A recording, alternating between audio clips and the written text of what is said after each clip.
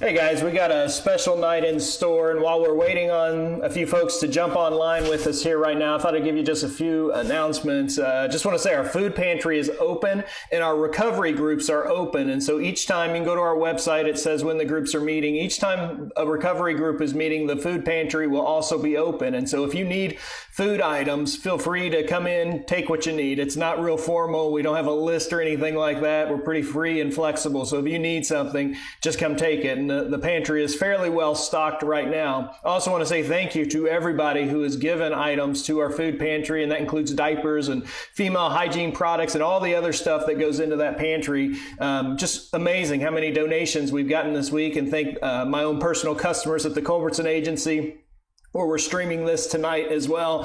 Thank all those folks who have given both money and items to the food pantry for Refuge.Church. We want to let you know we really, really appreciate that. And it's going to a good need and a good use here in Southwest Florida. I also want to just, I posted on our Facebook group page this week, but I also just want to make mention of here right now, we're going to begin regathering at some point in time. But in the interim, we're still continuing to do these live stream gatherings. And the reason being is, one, we don't want to make anyone sick or have anyone die because we gathered in a large group and spread the germs to 12, 15, 20, 30 people. And so that's part number one. Part number two, though, is we don't want to see the economy shut down again. And I know as soon as this virus kind of ramps up and it begins to explode again, the economy could get shut down, and that impacts so many friends of ours and so many members of the church and so many in this community. And so we want this economy to kind of keep going, and anything we can do as a church to do our part, we're going to try to do that. But I also know a lot of you are wanting to begin gathering together. You miss each other. You miss that time of fellowship on Saturday nights. And so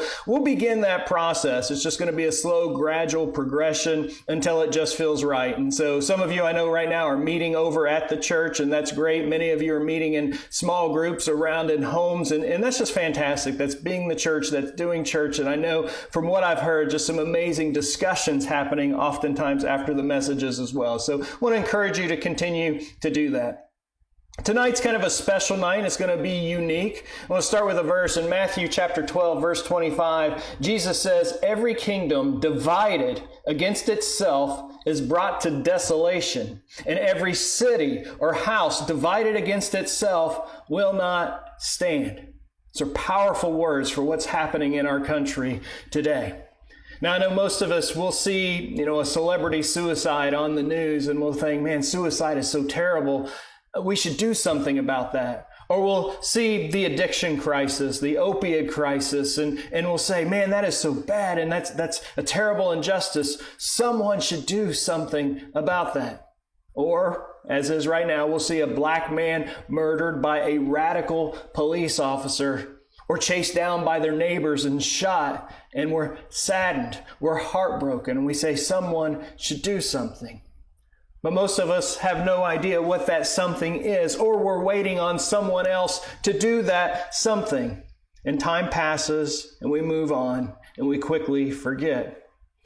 4 years now, we're almost 4 years old as a church, and at least twice per year, I've taught on racial equality and social injustice within the racial communities. And it's not hard to do as a pastor. It's not hard to include those in my messages every year a couple of times, because it's a foundational point of the gospel that all men, all women are created in the image and likeness of God. And so racial equality is the foundation of Scripture. Paul couldn't make it more clear in the New Testament. Under the gospel of grace, in Galatians 3, Paul says, "There is neither Jew nor Greek, there is neither slave nor free, there is no male or female, for you are all one in Christ Jesus." Paul says the church is all one. And if we want every human being on this planet to be a part of this church, then we all should be one. And we have an infinitely increased obligation not to be neutral on situations of injustice. On Wednesday of this week, then, Dwayne Jackson, who is a close personal friend of mine, he's a member here since the beginning at Refuge, and he's the founder of a fantastic ministry, Hoops on Mission, that we support as a church. Dwayne and I sat down on Wednesday at the church building just to have a conversation. And it's a conversation that he and I have had probably dozens of times before in various different ways. But I said, let's record the conversation, and we won't try to filter ourselves. We'll just have a true, honest conversation about what's happening in our world and about race.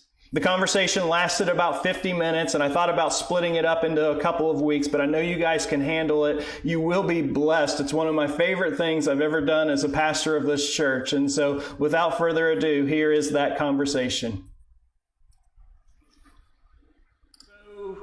At church here, we've been talking about, 2 weeks ago, we talked about empathy, and we talked about all that's happening right now and how we need to learn to empathize with each other. I mean, everybody needs to empathize. You need to empathize with me. I need to empathize with you. We all need to empathize, but in particular right now, with everything that's happening and all the focus that the news and everything is putting on all the events, right now we need to learn to empathize with people of color.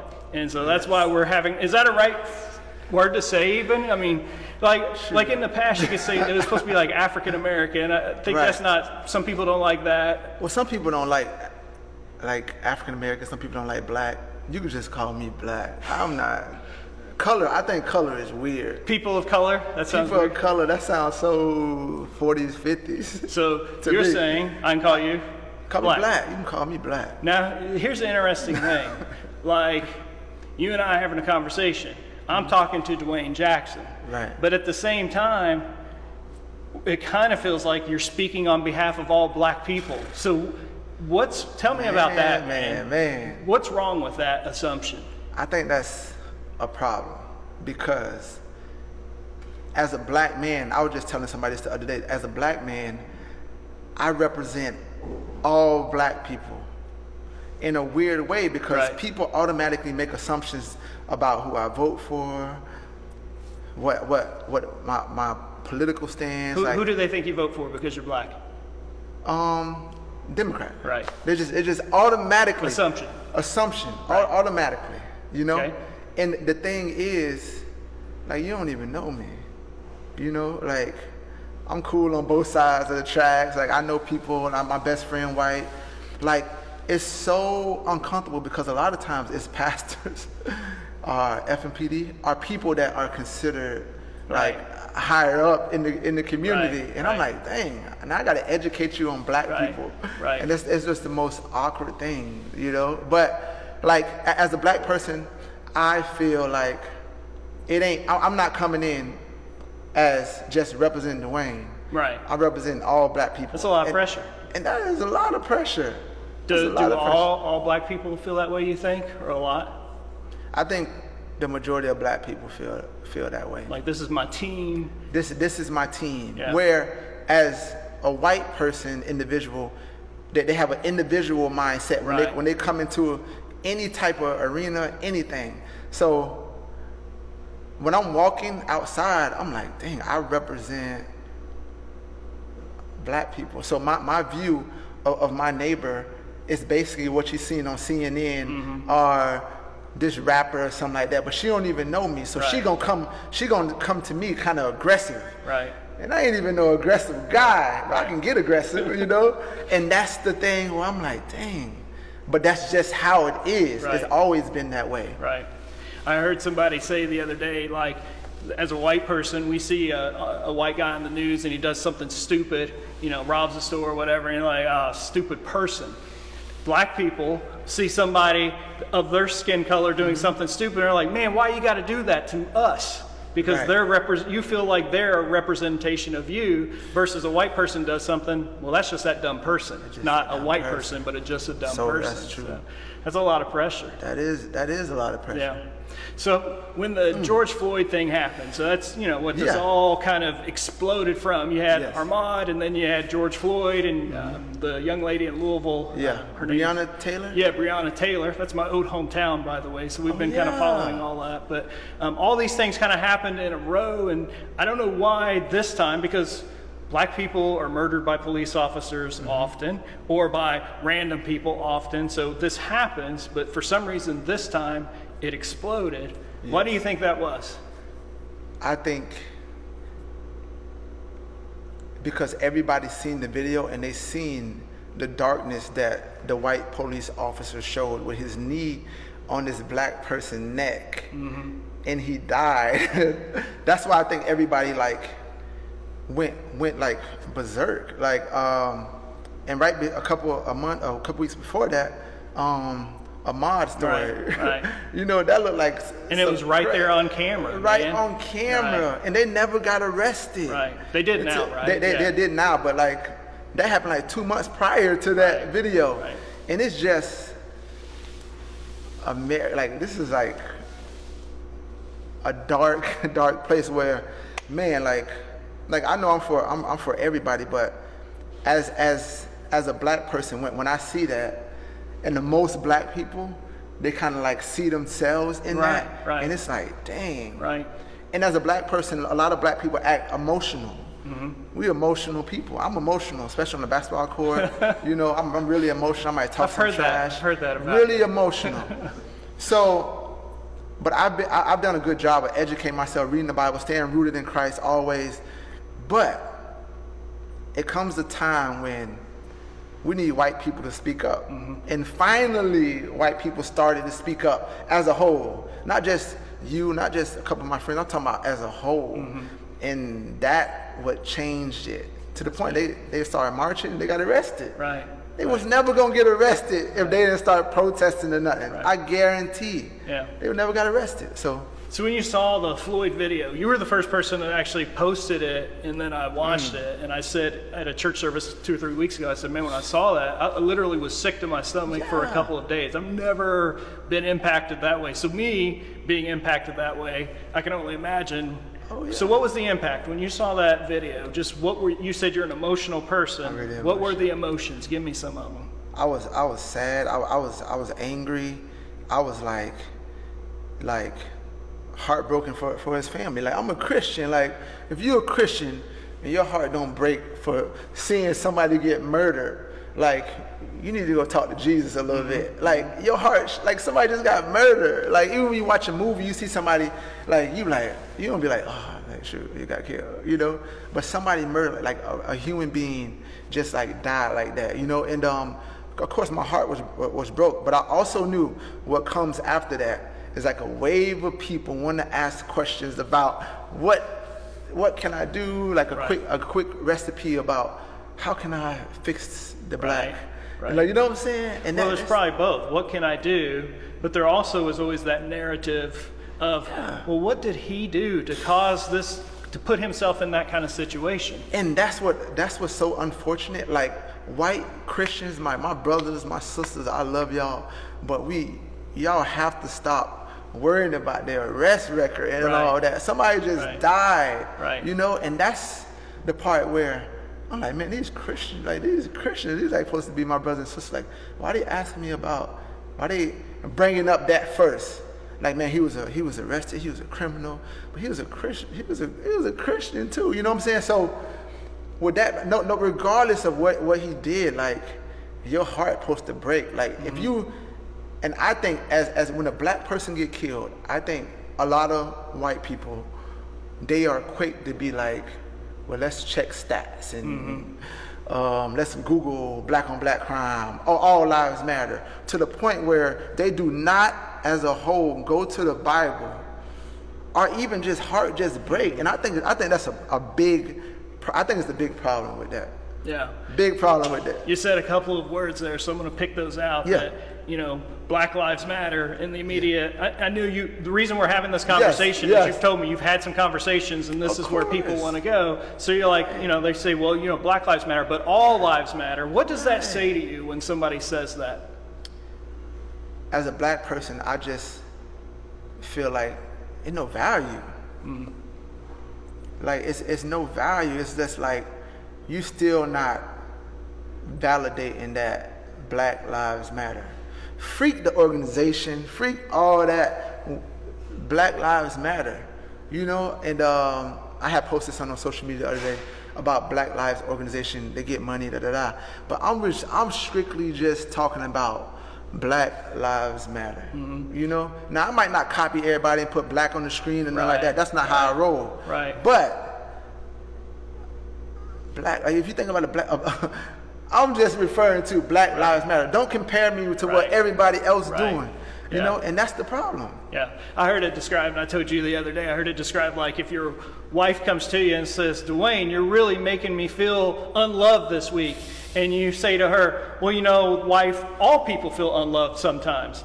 That's not what, in that moment, it's your wife who is hurting and who you need to show attention to in that moment. You know? Exactly. So. As a whole, especially in Fort Myers, I feel, and it's just me, Black people are stereotyped more than anybody else. Yeah. To the point where Dwayne eat fried chicken, and I'm on a Whole 30 diet right now, so don't try me like that. Are you really? And yes, I'm on a Whole 30 diet. Why are you on a diet? Cause you know, you just want to shoot. You So make my wife really challenged me. Yeah. So I'm like, babe, let's go. And I'm devastated. Like no sugar. I'm going crazy at night. Give me some Oreos. But like, as a whole, like the black life isn't matter. Now, if that make you feel uncomfortable, then that's okay. Like I'm not big in like being right or wrong. Like you can call me out too, but all I'm just saying, like black people matter too. Mm-hmm. You know what I'm saying? Mm-hmm. So in Fort Myers, if you think about Fort Myers and you think about me and my wife were having this conversation about homogenous. Like it's homogenous schools, homogenous workplaces, homogenous churches, homogenous basketball teams, and that's a problem. If you grow up like that, what are you gonna think? Right. What are you gonna think? Right. So shoot, like that's just how it is in Fort Myers. But when I started Hoops on Mission, I said, man, I'm changing that. I'm having the gated community kids from the project kids hanging out together, doing life together. Right. And that's what it should be all about. That's what heaven gonna look like. And I feel like, why is it so, like, why do we gotta have these conversations like when another black person get killed? We should be having these conversations.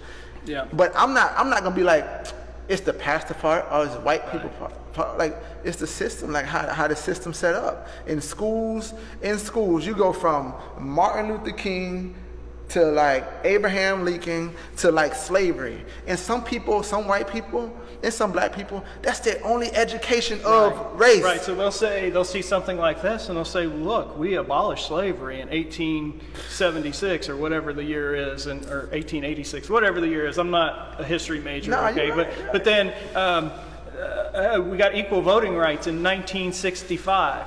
First of all, 1965, I was born in 1975. So 10 years before I was born, you couldn't vote. Exactly. That's crazy, man. That's crazy. It's a problem. And so I heard somebody again this week describe it as, you know, we're all running a race. And if we're all running a race to accomplish, you know, life and the pursuit of happiness and, you know, whatever, basically white people got about a 200-year head start in that race. And so black people are running the race as hard as they can, but they got a 200-year gap to make up, to catch up with the, so that leads into white privilege. I know that's boy, that word will get you in trouble, right? Yes. I saw, gosh, I can't think of the pastor's name right now, and I can picture him, but he said, instead of using the word white privilege, he was preaching on Sunday, doing one of these conversations, and he said white blessing. Like whites have blessing now because of the work that the slaves did. And I think he meant good by it. Yeah, he meant good. But man, he's taking a lot of heat over that. Mm-hmm. That's why I'm recording this and not doing it live. Exactly. Edit that stuff out later. But what white privilege, man? What is that? Is that real? What do you say about that? Because you're a guy with lots of white friends. I mean, you are. So you know a lot of white people and a lot of black people. What do you think? I tell you this. So I had a conversation with my buddy. He lives in Pennsylvania. It's called Russell, Pennsylvania. It ain't nothing but white people out there. And it's like an Amish community, right? So we had a conversation one time, and he was like, talking about how people like work hard, like his grandfather, grandmother, all that. And I was just like, of course you're gonna have generational wealth. Like you're gonna have generational wealth because your family set you up like that. When you think about black people, ain't no generational wealth. Like if it is, it's very few. Right. So when I think about white privilege, I'm taking the economic stance out of it. Mm-hmm. You know, I'm taking it out. When you think it's like I think about white privilege. I'm taking money. I ain't thinking about money. I'm thinking about, shoot, like, you're going to be able to get a job before me. Nobody going to question you. That police not going to follow you from Cape Coral to Fort Myers and then turn off, you know, and I'm feeling uncomfortable in the car. Like, it's things that privilege, because the system has been set up that you are more, you white is better. Like, I feel like white people don't see themselves as a color. No, like that's what I was saying earlier, yeah. That black person, that's a black person, that's a Spanish person. Right. But y'all are white. Like, God created colors. Like, what are you talking about? Like, a big thing, what I always get is like, Jesus don't see color. Yeah. You a lie. Yeah, I have that in my notes. What you mean Jesus don't see color? You wrote, Jesus saw color. I'm asking, what does that mean? He created a color. You mean to tell me, like, these are Christian people saying Jesus don't see color? Are you kidding me? How ignorant. Right. He created everybody. You don't think he was like, okay, well, you know what? I'm just gonna, you know, ain't no way. Jesus created color. Like, how can you say that? So when I say that, like, I mean, I believe like Jesus knew this day. He knew me and you were gonna be talking before we was born. Before the creation of the world. So I think, depending on the white person power, I think they can say things and it just go. Yeah. Like, I just think they get passes. Yeah. I think a lot of white people get passes. What a black person said, shoot, you might as well lynch me, like drag me in the mud. Like, I'm like, dang. And you would get pushback on that. A lot of people would say, that's not true, that's not true. But I think we've been talking a lot about in the church about knowing thyself so that we can better know God. And that's where we've really got to have some introspection as to who we are, where we were born, how we were made, how we were raised. All of that plays into whatever privilege any of us have. You have privileges. I don't know what your privileges are, based on where you were raised and who poured into you in life, and that gave you certain advantages in life that other people didn't get. I got advantages, unfortunately, because of my skin color, simply because I have less color pigmentation than you, that I get advantages in life. It's crazy. It is. In 2020. 2020, we having conversations about this. When was the last time you personally, last instance, you were made to feel inferior because of the color of your skin? Shoot, in my neighborhood, like a couple months ago, playing basketball, a white lady called me out. She was just saying, she was real ignorant, saying, who are you? You don't belong here. Like, what's your address? I never seen you here before. Like, of course, you want to ask me how I feel because I wear my emotion on my sleeve. Of course, I was hurt. Like, I was like, dang, because now, like, I'm helping kids out. I'm training, teaching kids basketball, and I'm like, dang, like, if I was to get mad, and people like, I wrote a poem about this. If I get mad and the police come, like, I'm going to jail. I really feel like in my heart. Now, we just talking about Dwayne, the black person, we family. I feel like I'm going to jail because now it's my word against this white lady word. Right. And I always feel like that. But like I say, man, I represent Christ, so I know how I have to walk in certain situations. It's just like that. This is just how this world is. Right. You know, like, that's tough though, man. I saw a video this morning on the Today Show. We're still at home, so I'm watching the Today Show, and I see a dad. It's like their home security camera of a black family, and the son's out in the driveway. He's like 8 years old, like my daughter's age, playing basketball. Police car starts coming down the road. The kid actually goes around behind the van and hides until the police car moves on, and then comes back out and starts playing basketball.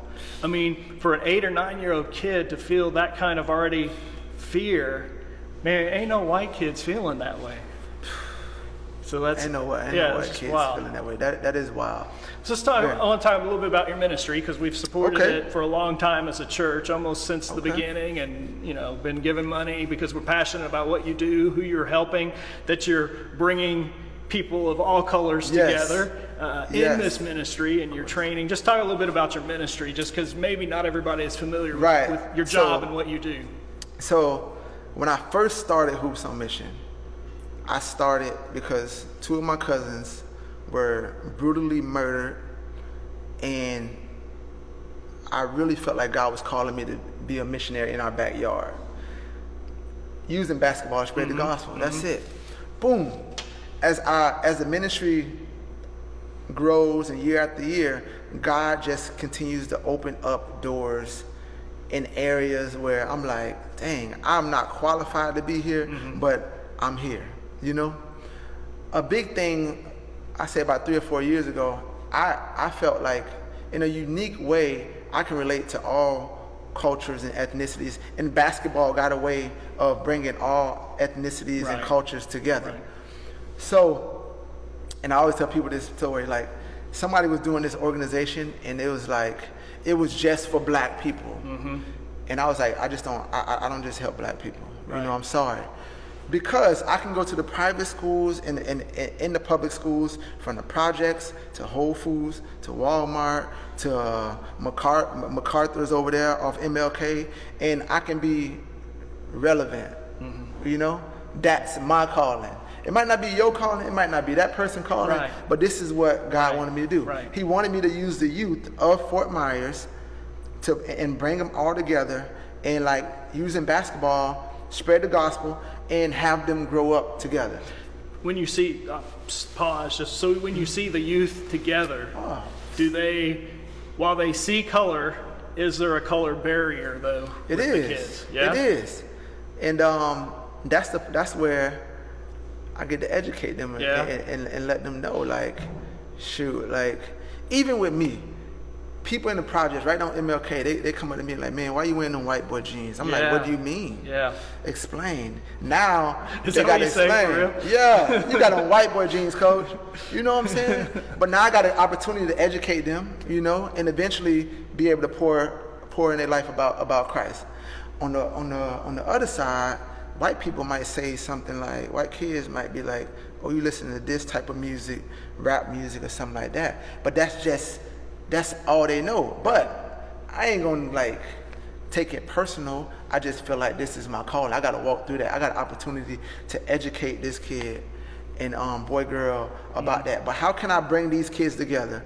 In 2 years, I always say this, in 2 years, if they in 5th, 6th grade and they end up going to a birthday party on Briar Cliff or in Naples or in Babcock Ranch, that's a win for me. Yeah.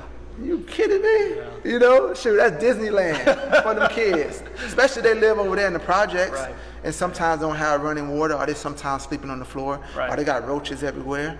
But I'm also telling them about Christ, you know? You know, I think as a whole, black people have been put there. Like redlining, they've been put there. Yeah, let's talk a little bit, because we're local. This ain't for the national audience. This is for us right here. Talk a little bit more about Fort Myers. Well, let me say, so my wife and I moved here 16 years ago from Louisville, Kentucky. Louisville, man, it was like just a lot more intermixing of the races. And it just wasn't as weird and awkward. And there was some, you know, pockets of town where this is the black side, this is the white side, whatever. But there was just a lot more integration of people. Or you go to a city like Atlanta, Georgia, you know, it's just completely, you know, kind of meshed together a lot more than you get to Fort Myers, man. It is like going back in time 30 years. It's like these people are here and these people are there. Somebody told me this week Cape Coral was actually started, I didn't know this, as a deed restricted community for white people only. That was like in the 50s or early 60s, man.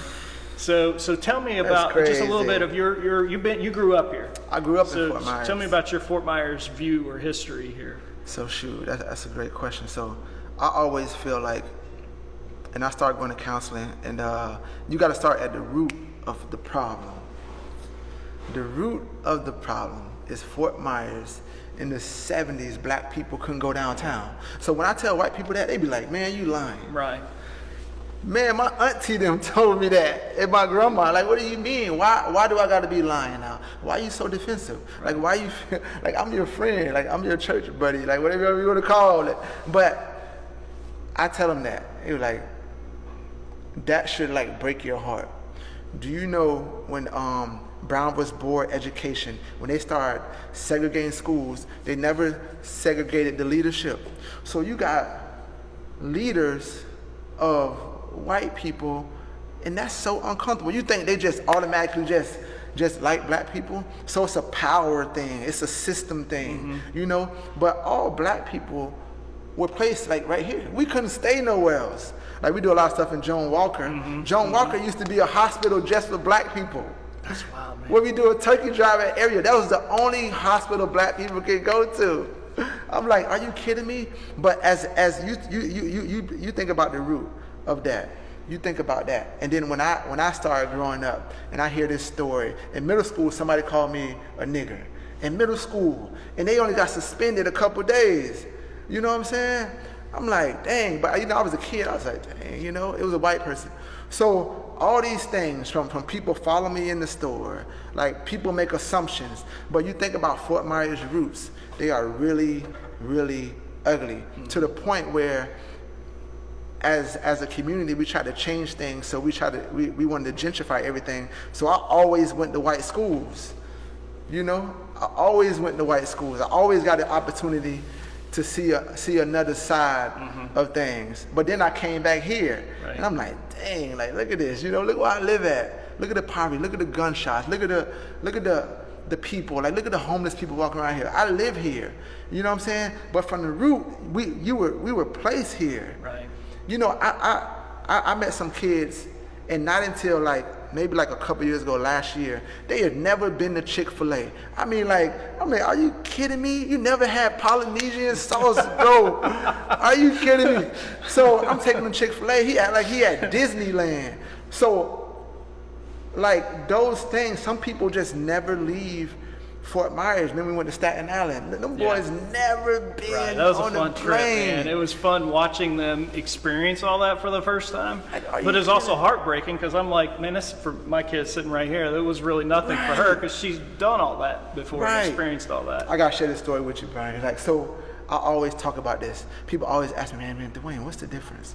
What's the difference? And I over the couple of years, I thought about this thing, you know, and I said, man, if you get a kid from a private school and y'all going on a mission trip, then you get little poor Leroy from the projects, and you bring those two 6th, 7th graders together. Leroy don't got no daddy that gonna get him write him a check. Right. So he raising money, Right. and he really raising money. Right. Over here, you know, grandma, granddaddy gonna give them, they're gonna write that check. Right. You know, they ain't gonna you know what I'm saying? Yep. So it's a difference. So kids grow up over there, sports is the only way. Right. Because they see people like that. Right. You know what I'm saying? It's a different feeling. Like, I remember I was raising money for going on a mission trip. It was real, shoot, I'm knocking on doors. Right. But majority, I ain't gonna say all white people, but most white people, they know they can go to granddaddy. Right.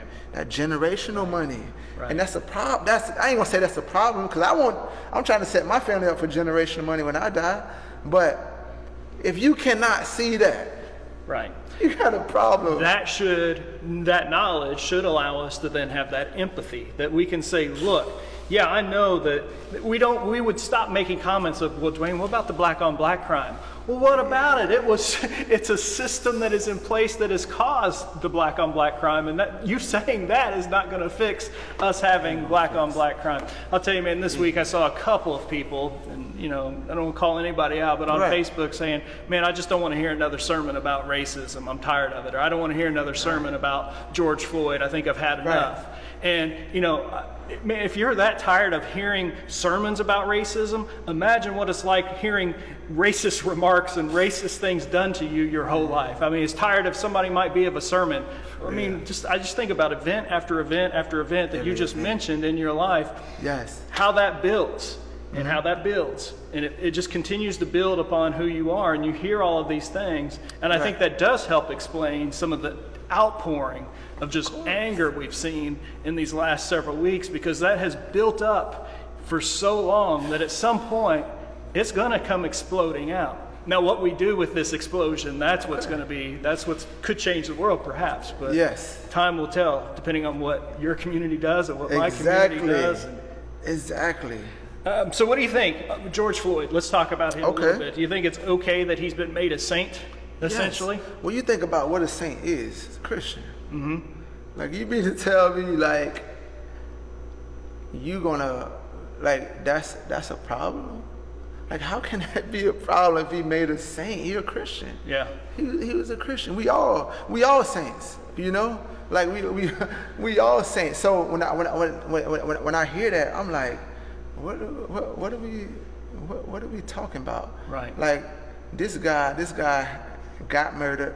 I do not care what he did. Like, that has nothing to do with anything. But as a whole, Brian, white people always want stats, like statistics, and like, I'm like, y'all get like a little high, like I call it a mission trip high. You go on a mission trip, you come back, you hype for a week, then it dies out. Like, it's like, give me the stats. Go to black on black crime. Like, look at this. This is what happens. And every majority of white people I talk to, not you, but the majority of white people I talk to, they always bring politics into every conversation when somebody has died. Never the gospel first. Right. Always politics. Right. And that's a problem. That is a big problem. Yeah. I'm like, man, like, you don't even know who I voted for. You don't know if I voted or not. But just because I'm black, you assume that I'm left, right, green, blue, yellow, whatever, all that stuff. You know what I'm saying? It's and still that's the simple divisiveness. It's like, you're black, I'm white. Let's use that to separate us. You're Democrat, I'm Republican. Let's use that to separate us. I think right now, honestly, I thought this week, if you had to walk around with an R or a D or an I on your head for what political party you walk to, we would all separate even further, because we would be racist against the D or the R. We would find something to be racist against. Right now it's color. 300 years from now, it might be something completely different. It's just human nature, the depravity of human nature. We continue to see play out over and over again. And instead of taking care of our brother, we're murdering our brother, if not really, or we're doing it through our words or through our actions or our deeds. So. Like I said, I tell you this, like, people always ask me, like, man, Dwayne, like, what's up with Hoops on Mission? Like, tell me, like, what keeps you going? I'm like, in Fort Myers, since I started Hoops on Mission, in August it'll be 6 years, it's been 16 kids under 17 get murdered. 16 kids. Yeah. And people who live in Fort Myers would never even know that. Because we continue to segregate, this is the black community, and this is the white community. And I live in predominantly white community now, so I feel really weird. Like, I don't feel comfortable at home walking my daughter, because I just feel people looking at me, and I feel like, dang, like, are they gonna say something? You know what I'm saying? I got trauma from, like, my neighborhood. It's weird. But I tell you that because that's just the reality of it. Like, don't get mad at me because I talk about everybody. Like, I talk about everybody. Like, I feel like I have to be, as in my position, my calling, what God called me to do, I have to call out black people. I got to call out white people. I got to call out Spanish people. But when I call out white people, I know that tornado coming. I know it's going to be politics. I know it's going to be stats. They're going to send me something. But what about black on black crime? But what about all lives matter? But never the gospel. Nobody ever talk about the gospel. Nobody ever talk about gospel. And I think that's a problem. That's a big problem. Such a problem for the church right now, man. We turned a blind eye to slavery and never looked at the gospel. We turned a blind eye to Jim Crow and segregation and never looked to the gospel. And today we're turning a blind eye to continued racism and segregation and all the stuff, gentrification, all the stuff that's happening, and never looking to the gospel. Instead, we're looking to a different higher power called politics. We don't even need to go down that road too far, but man, it's a struggle. That's a struggle for me too, man. Totally. Is it okay to vandalize? I have this question written down. Vandalize? Yeah, because of all the protests and everything that's happening. There's been, people want to, again, take certain things and make it about that. And so I was going to ask just a couple really simple questions. Is it okay to vandalize? Okay. Do you like the police? Real simple questions. Okay, so we just go on vandalize. Of course, it's not okay to vandalize, but vandalizing has got a lot of things happening. in this world today, unfortunately. When people, and this is the problem I got. Majority of white people talking to me about the rioting and the looting and all that, and nobody talking about a black person died. Right. Or nobody bringing up Jesus or nothing like that. And I think that's a problem. Like, what, don't your heart supposed to break for those, you know what I'm saying? It's so weird, But I tell you this, of course it's not okay to vandalize, but if you look at the roots, they used to burn black churches. Okay, I love Target. Like, if you burn down a Target, like, they got good insurance, Target gonna get rebuilt again. Like, I'm not okay with that. Of course, I'm not okay with people vandalizing. But vandalizing has got some things done. Unfortunately, it took vandalizing. Right. Which is economy. We talk about economy. Who owns most of those businesses? And I think, to go back a little bit about white privilege, we gotta stop talking about just money. Like, it's bigger than just money. But white people get caught up in wealth and money in the system and getting money and all that. I'm like, man, freak money. Yeah. Like, what are you talking about? If we're going to go from here, we're going to talk about the Bible, let's open up that Bible and have a conversation first. But don't be talking to me about what books you read from the worldly view. Let's talk about what the Bible say about it. Why we can't talk about what the Bible say about it? But people don't want to have that conversation. Right. Never, Brian, never want to have that conversation. They feel like I'm wrong. They feel like I'm being insensitive and all that. Like, I'm an Enneagram 9. I'm the most peaceful person you will ever meet by fault. Like, that's just who I am. And about police officers, like, I got a lot of good friends. I just met with an FMPD police officer, a good friend of mine, the other day. Like, I'm cool with police. I'm always trying to bridge that gap with law enforcement. That's why I asked the question. I knew you were. I'm so cool with police to the point of this. You're a part of this system, bro. Now, I can't have this conversation with, like, everybody. I know we video and all that stuff, but if you're a part of this system, you're just a part of this system. You know what I'm saying? Like, that's just, you're a part of this system. If you work in the school board, you're part of this system where a principal can get moved because even if she raised this school from an F to an A, she can get moved because she doesn't, white, black, it's a part of the system. I'm gonna move you and help this poor school over here, You're a part of the system. So law enforcement, you're a part of the system. Like, I don't think all police bad. Like, I got some I know some great police officers. But I know in Fort Myers, it is some corrupt police officers too. But, like, it's just, you're a part of this system. Unfortunately, it'll just be like, like anything. Like, if I represent a school, like, and I'm working at that school, like, I'm a part of that. I'm a part of that school. I represent this school. If they play sports, if they do a spelling bee contest, whatever, I represent this school. So if something happened at that school, you represent that school. Unfortunately, you're a part of that school. If you go bigger, you're a part of that system. Like, this is what it is. You know what I'm saying? I mean, it's a perfect analogy for our faith. I mean, I'm a Christian. And so everything that I do in life represents Christ. And so that's going to be a reflection on that system, the church. And so what I do can positively or negatively reflect back to the church. I'm a part of that system. So I think that's a good connection. I'll end with this. Well, a couple of things. I told you when we were first meeting here, man. This is a personal question. Anything. My office, I'm an Allstate agent. My company decided Friday is going to be a national holiday for our corporation.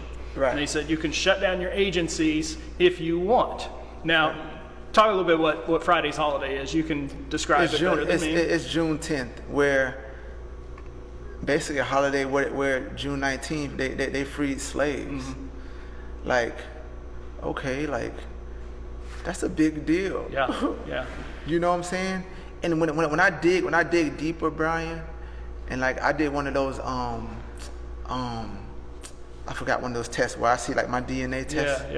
and I track my history from Ghana, Nigeria, like Uganda, and how we came over here on the slave trade and ended up in South Carolina, and then something happened, whatever. Like, that's a big deal. Right. Unfortunately, we are just acknowledging that that's like something important. Like, that should have been did. But black people, you know, with all this protesting, all this vandalizing, all this stuff happening, it has opened up some more wounds. Right. Which, okay, June 10th, like, what is June 10th? If you look at the history of June 10th, bro, if you Google anything, and you're a Christian, and your heart don't break, if your heart don't break for what you see, and what you, like, in 1860, it was like 4 million, like, people enslaved, like, slave, like, are you kidding me? But that's the thing, like, when I think about, like, I think about that, like, dang, like, black people, I'm black, like, you'll never be able to feel like, you ain't gonna be able to feel that, but I'm not judging you on that. It's just what it is, Brian. So to me, to answer your question, like, I say, like, you make that stance, and you close it, because at the end of the day, you're a part of something that's bigger than making money, people coming in and wants insurance. It's bigger than that, you know. But the system has said it wasn't, and I think as a whole, that's the problem. But it took George Floyd to get all these things rampant, from the Confederate flag to June 10th, to people want to talk to me now, like all this stuff. I just saw that Uncle Ben's and Aunt Jemima's now getting rid of their product names. I don't know if you saw that. It's like news today. So, you know, because there are some slavery references and the help and all that stuff within that. So they're changing the names of those products, which, you know, some people would say, oh my gosh, we gotta be so politically correct on everything today. Oh, and man. some will look at that and say, man, do you know what that represents? Right. So I don't know. So I'm still debating. It's Wednesday right now. I don't know if I'm going to shut my office down Friday or not. At the moment, I'm where I told my staff, well, you can't have the day off to go to the beach, but you can have the day off if you're going to go and do something on a Black Lives Matter event, or go to a protest or anything that supports Black lives. But then somebody else said to me, they made a counter argument, well, when you give people off Christmas, do you tell them they have to celebrate Jesus, or you just give them the day off because that's a day that's celebrated? So, man, I'm still in turmoil on that. I think it leads to my final question is, man, we don't know what to do. Like, I don't know what my reaction's supposed to be. I don't know what I'm supposed to do. If I don't show up to this rally that they're having downtown, do I look like I don't care because I didn't come to that rally? Or if I don't change my Instagram profile to black when everybody else is, am I not showing proper support? Tell us, just as Refuge.Church, and we're mostly white, I mean, let's be honest about it. What are we supposed to be doing, man? What can we do? How can we talk to our families? What can we do? I think at a whole, Brian, I think a lot of white people want the quick thing. Yeah. It's not going to be a get quick fix. Like, it doesn't work like that. It's just not. But as a whole, as a majority white people, most of them are so quick of, if I don't want my kid at that school, I'm gonna take him to another school down there. I think about this. I had a kid that played on my basketball team, and he got mad, his single mom, and she said, Dwayne do all this stuff for you, you is not going on no other team. You know what I'm saying? They don't got no money to go on the other team, all that stuff, but in another hand, you can move around, you can move and shake. I think the best thing our church can do, like I always say, like we family, like you can talk to me about anything. I say, like, I'm big on this. I know it ain't like a crazy answer. Like, I say, pray about it, and what God put on your heart, you walk through that. But maybe you need to go hang out with some at a black church and just check it out. Yeah. One day. Like, maybe just go check it out, and like not be socially awkward with it. Just be normal. You know what I'm saying? And I think we're so far behind in just that. And I think that's the problem. Where it's not gonna be a quick fix. It's never a quick fix. It's gonna be like some dinner talk. It's gonna be just like hanging out with some people. And I know people always say like, man, it's just not no black people in our community and all that stuff. Well, go serve at like a Boys and Girls Club. Like, go serve in schools. Right. Because most of the time in the school board, it's always black or minority kids. Right. Always need the most help. Yep. Unfortunately, of course, the fatherless, that's a whole nother different conversation. But as a church, like, we continue to have conversations. Right. We go eat at a restaurant off MLK. We go to the Imaginarium. You might go to sign your kid up for a summer camp at the rec. You go play basketball, sign your kid up at the Stars complex or something like that. Yep. And when you get when you get to sit in the stands and rub shoulders with somebody that doesn't think like you, dress like you, I think that's the gospel. I think that has to happen more. But if you just continue to segregate yourself in your little cubbyhole and never branch out or see things or even educate yourself from books or whatever, there's so much stuff out there, so much material. I think that's your fault. I think it's your fault. Like, and it ain't gonna be no quick thing, Brian. That's just me. Like, I could ramble all day. And I think that's a good place to stop, that it's not going to be a quick fix. We all want that quick fix, but the gospel in one sense is a quick fix. The day we accept Christ is the day we're made whole with God.